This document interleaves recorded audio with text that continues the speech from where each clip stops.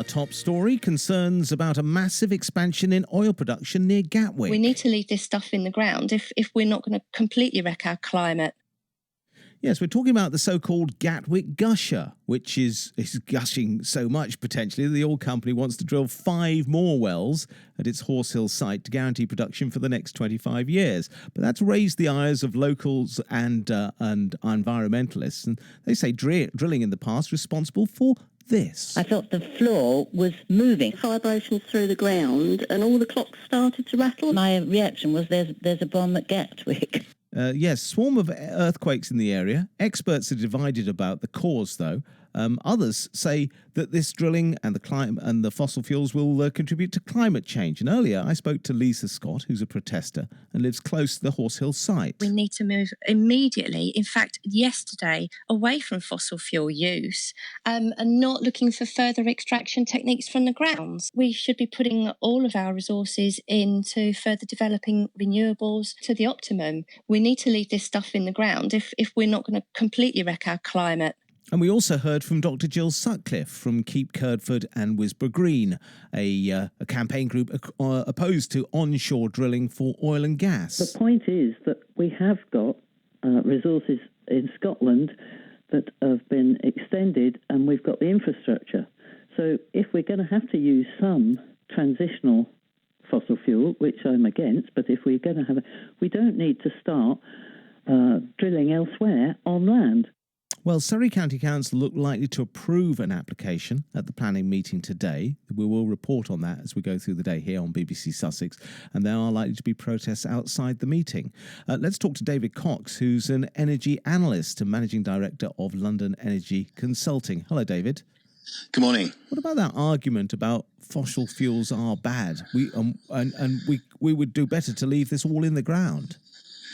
Well, the trouble with that argument is that we need fossil fuels to move through to a transition to a low-carbon future.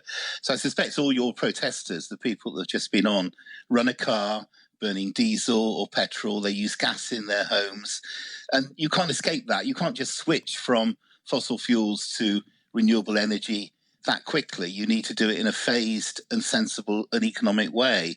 So not producing this oil in this country just means that it's produced somewhere else, and we can wash our hands of that and pretend it's not happening, but it won't reduce not producing it in this country will not reduce the consumption of oil one iota. Can we not sort of basically get as much as we need out of the North Sea and other existing wells without drilling new ones in this country? Can we not accelerate production from those? No, because the North Sea is in decline now. We've sucked out most of the oil and gas, and each year it's going down. The production is going down, and so more and more of our oil and gas is coming from further afield: Norway, the Middle East, USA, even for shale gas that's being fracked, and oil that's being fracked.